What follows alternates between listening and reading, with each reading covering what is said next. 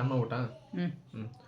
ಕೊರೆಂಗಾವ್ ಯುದ್ಧ ಜನವರಿ 1, 1818ರಲ್ಲಿ ಮೂರನೇ ಆಂಗ್ಲೋ ಮರಾಠ ಯುದ್ಧದ ಭಾಗವಾಗಿ ನಡೆದಂತಹ ಭೀಮಾ ಕೊರೆಂಗಾವ್ ಯುದ್ಧ. ಇದು ಮಹಾರಾಷ್ಟ್ರದ ಭೀಮಾ ನದಿಯ ತೀರದಲ್ಲಿ ಮರಾಠ ಸೈನಿಕರು ಹಾಗೂ ಮಹಾರ್ ಸೈನಿಕರ 30,000 ಹಾಗೂ 500 ಸೈನಿಕರ ವಿರುದ್ಧವಾಗಿ ನಡೆದಂತಹ ಯುದ್ಧ. ಪೇಶ್ವೆಗಳ ಆಡಳಿತದಲ್ಲಿದ್ದಂತಹ ಜಾತಿ ವ್ಯವಸ್ಥೆ ಮೇಲು ಕೀಳು ಎಂಬ ವಿರುದ್ಧ ನಡೆಯಲು ಪೇಶ್ವೆಗಳ ನಡವಳಿಕೆಯನ್ನು ಅವರು ಕೊಡ್ತಿದ್ದಂತಹ ನೋವನ್ನು ಹೋಗಲಾಡಿಸಲು ಭೀಮಾ ನದಿಯ ತೀರದಲ್ಲಿ ಯುದ್ಧವನ್ನು ನಡೆಸ್ತಾರೆ. ಹಾಗೆಯೇ ಈ ಶೋಷಿತ ಸಮುದಾಯದವರು ಹಲವಾರು ಯುದ್ಧಗಳು ನಡೀತವೆ. ರಾಜಗಳ ನಡುವೆ ಫ್ರೆಂಚರು ಡಚ್ಚರ ವಿರುದ್ಧ ಹಲವಾರು ಯುದ್ಧಗಳು ನಡೀತವೆ. ಆದರೆ ಶೋಷಿತ ಪರವಾಗಿ ನಡೆದಂತಹ ಯುದ್ಧ ಅದು ಭೀಮಾ ಕೊರೆಂಗಾವ್ ಯುದ್ಧ. ಬಂಧುಗಳೇ, ಇದು ಶೋಷಿತ ಸಮುದಾಯದ ಯುದ್ಧ 1818ರಲ್ಲಿ ಪೇಶ್ವೆಗಳ ಆಡಳಿತದಲ್ಲಿದ್ದಂತಹ 2ನೇ ಬಾಜಿರಾಯ ಅವನ ಮಂತ್ರಿಯಾಗಿ ನಡೆಸ್ತಾ ಇರ್ತಾನೆ.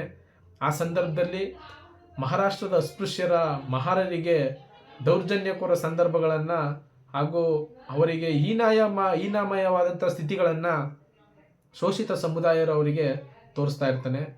ಮರಾಠ ರಾಜ್ಯದಲ್ಲಿ ಪೇಶ್ವೆಗಳ ಆಡಳಿತದಲ್ಲಿ ಅಸ್ಪೃಶ್ಯರು ಹಿಂದೂಗಳ ಬೀದಿಯಲ್ಲಿ ನಡೆಯಾಗಿದ್ದಿಲ್ಲ. ಯಾಕಂತಂದರೆ ಅವರು ನಡೆದಂತಹ ದಾರಿಗಳು ಮಲಿನವಾಗ್ತದೆ ಅಂತ ಆ ರಸ್ತೆಯನ್ನೇ ಬಂದ್ ಮಾಡ್ತಾಯಿದ್ರು. ಹಾಗೆಯೇ ಅಸ್ಪೃಶ್ಯ ಸಮುದಾಯದವರು ಹಿಂದೂ ಸಮುದಾಯದವ್ರನ್ನ ಮುಟ್ತಾರೆ, ಮಲಿನವಾಗ್ತಾರೆ ಅವರು ಅಂತೇಳಿ ಅವರ ಕೈಗೆ ಕಪ್ಪು ದಾರ ಹಾಗೂ ಅವ್ರ ಕುತ್ತಿಗೆಗೆ ಕಪ್ಪು ದಾರವನ್ನು ಹಾಕಬೇಕಾಗ್ತಿತ್ತು. ಹಾಗೆಯೇ ಹಿಂದೂ ಧರ್ಮದ ಬೀದಿಗಳಲ್ಲಿ ಮಹಾರ್ ಸಮುದಾಯದವರು ಅಸ್ಪೃಶ್ಯ ಸಮುದಾಯದವರು ನಡೆದಾಡ್ಕೊಂಡು ಹೋದರೆ ಆ ರಸ್ತೆಗಳು ಮಲಿನವಾಗ್ತವೆ ಅಂತೇಳಿ ಆ ಸೊಂಟಕ್ಕೆ ಪೊರಕೆಗಳನ್ನು ಕಟ್ಟಿ ಆ ನಡೆದಾಡ್ತಿದ್ದಂಥ ರಸ್ತೆಗಳು ಮಲಿನವಾಗದಿರೋದಂತೆ ಅವರೇ ಹಿಂದೆ ಗೂಡಿಸ್ಕೊಂಡು ಹೋಗಬೇಕು ಅಂತ ಸ್ವಚ್ಛ ಮಾಡಬೇಕು, ಅದನ್ನು ಅಭಿವೃದ್ಧಿ ಮಾಡಿಕೊಂಡು ಮುಂದೆ ಸಾಗಬೇಕು ಅನ್ನೋ ಒಂದು ನಿಟ್ಟಲ್ಲಿ ಅವ್ರಿಗೆ ಸೊಂಟಕ್ಕೆ ಪೊರಕೆಗಳನ್ನು ಕಟ್ತಾಯಿದ್ರು. ಹಾಗೆಯೇ ಹಿಂದೂ ಸಮುದಾಯದ ರಸ್ತೆಗಳಲ್ಲಿ ಮಹಾರ್ ಸಮುದಾಯದವರು ಬಾಯಿಯಿಂದ ಉಗಿದರೆ ಅದನ್ನು ಹಿಂದೂ ಸಮುದಾಯದವರು ತುಳಿದಂಥ ಸಂದರ್ಭದಲ್ಲಿ ಅದು ಮಲಿನವಾಗ್ತದೆ ಅಂತೇಳಿ ಅವರ ಕುತ್ತಿಗೆಗೆ ಮಡಕೆಗಳನ್ನು ಕಟ್ತಾಯಿದ್ರು. ಏಕೆಂದರೆ ಆ ಉಗಿದಂಥ ಸಂದರ್ಭದಲ್ಲಿ ಆ ಮಡಕೆಗೆ ಉಗಿಯಬೇಕಾಗ್ತಿತ್ತು. ಇಂತಹ ಸಂದರ್ಭಗಳನ್ನು ನಾವು ಈ ಭೀಮಾ ಕೊರೆಂಗಾವ್ ಯುದ್ಧದಲ್ಲಿ ನಾವು ಕಾಣಬೇಕಾಗ್ತದೆ. ಮಹಾರಾಷ್ಟ್ರದಲ್ಲಿ 2ನೇ ಬಾಜಿರಾಯ ಮಂತ್ರಿ ಅಸ್ಪೃಶ್ಯ ಸಮುದಾಯದವರನ್ನು ಅಷ್ಟು ಹೀನಾಮಯವಾಗಿ ನಡ್ಕೊಳ್ತಾ ಇರ್ತಾನೆ. ಬಂಧುಗಳೇ, ನಾವು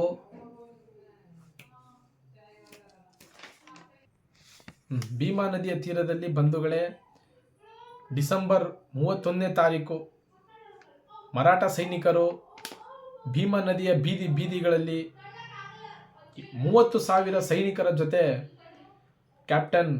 ಬ್ರಿಟಿಷ್ ಸೈನಿಕರು ಹಾಗೂ ಮಹಾರ್ ಸೈನಿಕರ ಮುಖ್ಯಸ್ಥ ಆದಂತಹ ಕ್ಯಾಪ್ಟನ್ ಸ್ಟ್ಯಾಂಟನ್ನ ನೇತೃತ್ವದಲ್ಲಿ ಭೀಮಾ ನದಿಯ ತೀರದಲ್ಲಿ ಅಸ್ಪೃಶ್ಯ ಸಮುದಾಯದವರು ಕೇವಲ 600 ಸೈನಿಕರು ನಿಂತಿರ್ತಾರೆ. ಆ ಬೀದಿಗೆ ಮರಾಠ ಸೈನಿಕರು 30,000 ದಂಡು ಬೀದಿಗೆ ಬಂದು ನಿಂತಂಥ ಸಂದರ್ಭದಲ್ಲಿ ಜನವರಿ 1, 9 ಸರಿಯಾಗಿ ಬೆಳಿಗ್ಗೆಯ ಸಮಯಕ್ಕೆ ಬೀದಿಗಳಲ್ಲಿ ಕೈ ಮೇಲಾಯಿಸಿ ಜಗಳ ಶುರುವಾಗ್ತದೆ. ಹಲವಾರು ನೋವು, ಎಷ್ಟೋ ಹೀನಾಮಯವಾಗಿ ನಡ್ಕೊಂಡಂಥ ಸ್ಥಿತಿಗಳು, ಸಂದರ್ಭಗಳು ಆ ಯುದ್ಧದಲ್ಲಿ ಮಹಾರ್ ಸೈನಿಕರಿಗೆ ಕಡೆಗಾಣಿಸ್ತವೆ. ಜೊತೆಗೆ ಕ್ಯಾಪ್ಟನ್ ಸ್ಟ್ಯಾಂಟನ್ ಕೂಡ ನಿಮ್ಮ ಸೈನಿಕರು ಇರುವ ತನಕ, ನಿಮ್ಮ ಬಂದೂಕಿನಲ್ಲಿ ಗುಂಡುಗಳು ಇರುವ ತನಕ ನೀವು ಯುದ್ಧವನ್ನು ನಿಲ್ಲಿಸಬೇಡಿ ಅಂತ ಹೇಳಿದಂಥ ಮಾತುಗಳು ನಮ್ಮ ಮಹಾರ್ ಸೈನಿಕರಿಗೆ ಎಷ್ಟೋ ದಿನದ ನೋವುಗಳು, ಎಷ್ಟೋ ದಿನ ಅವರು ಕೊಡ್ತಿದ್ದಂಥ ಕಷ್ಟಗಳು ಅವ್ರಿಗೆ ಧೈರ್ಯವನ್ನು ತುಂಬುತ್ತವೆ. ಜೊತೆಗೆ ಅವರು ಜನವರಿ 1, 9ನೇ ತಾರೀಕಿಗೆ ಯುದ್ಧ ಶುರು ಮಾಡಿದ್ದು ರಾತ್ರಿಯ ಸಮಯ 9 ಗಂಟೆಯ ತನಕ ಗುಂಡಿನ ಸುರಿಮಳೆಗಳು ಭೀಮಾ ನದಿಯ ಬೀದಿಗಳಲ್ಲಿ ಮುಳುಗ್ತಾ ಇರ್ತವೆ. ಜೊತೆಗೆ ಆ ಭೀಮಾ ನದಿಯ ತೀರದ 9 ಗಂಟೆಯ ಸಮಯಕ್ಕೆ ಬಂದೂಕಿನ ಸುರಿಮಳೆಗಳು, ಗುಂಡುಗಳು ನಿಲ್ಲಿಸ್ತವೆ. ಕೊನೆಗೆ ಮಹಾರ್ ಸೈನಿಕರು ಯುದ್ಧವನ್ನು ಯುದ್ಧದಲ್ಲಿ ಪರಿಪೂರ್ಣರಾಗಿ ಜಯಗಳಿಸ್ತಾರೆ. ಆ ಸಮಯದಲ್ಲಿ ಅಲ್ಲಿಂದ ಹೊರಟು ಅಂಬೇಡ್ಕರ್ ಅವರು ಒಂದು ಮಾತು ಹೇಳ್ತಾರೆ, ನಾವು ಒಂದು ಸಮಾಜದ ವಿರುದ್ಧವಾಗಿ ಓಡಾಡಿಲ್ಲ, ಒಂದು ಕುಟುಂಬದ ವಿರುದ್ಧವಾಗಿ ಹೋರಾಡಿಲ್ಲ, ಯಾರು ನಮ್ಮ ಹೀಯಾಮಾನವಾಗಿ ನಮ್ಮನ್ನು ನೀಚ ಪದ್ಧತಿಯಲ್ಲಿ ನೋಡ್ತಾ ಇದ್ರೋ, ಯಾರು ನಮ್ಗೆ ಅಯ್ಯೋ ಅನ್ನಿಸ್ತಾ ಇದ್ರೋ ಆ ಸಂಸ್ಕೃತಿಯ ವಿರುದ್ಧ ಹೋರಾಡಿದ್ದೀವಿ ಅಂತ ಬಾಬಾ ಸಾಹೇಬರು ಒಂದು ಮಾತು ಹೇಳ್ತಾರೆ. ಹಾಗೆಯೇ ಅದೇ ಸಂದರ್ಭದಲ್ಲಿ ಆ ಭೀಮಾ ನದಿಯ ತೀರದಲ್ಲಿ ಯುದ್ಧ ಮುಗಿದ ಸಂದರ್ಭದಲ್ಲಿ 65 ಅಡಿ ಎತ್ತರದ ಒಂದು ಶಿಲಾ ಸ್ಮಾರಕವನ್ನು ನಿರ್ಮಾಣ ಮಾಡ್ತಾರೆ.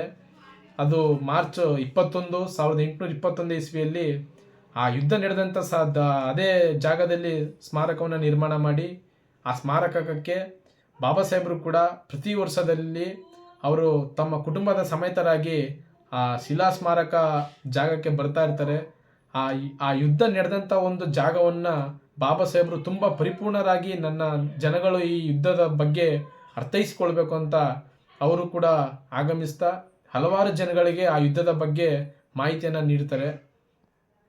ಹಾಗೆಯೇ ಬಾಬಾ ಸಾಹೇಬರು ಕೂಡ ಈ ಯುದ್ಧದ ಒಂದು ನಡೆದಂಥ ಮಾರ್ಗವನ್ನು ಅವರು ಕೊಟ್ಟಂತಹ ಒಂದು ದಾರಿಯಲ್ಲಿ ಅವರು ಈ ಯುದ್ಧದ ಪರಿಪೂರ್ಣರಾಗಿ ವಿದೇಶಗಳಿಗೆ ಹೋಗಿ ವಿದ್ವಾಂಸರಾಗಲು ಪರಿಪೂರ್ಣಕರಾಗಿ ಮಾರ್ಗದರ್ಶಕರಾಗ್ತಾರೆ ಅಂತ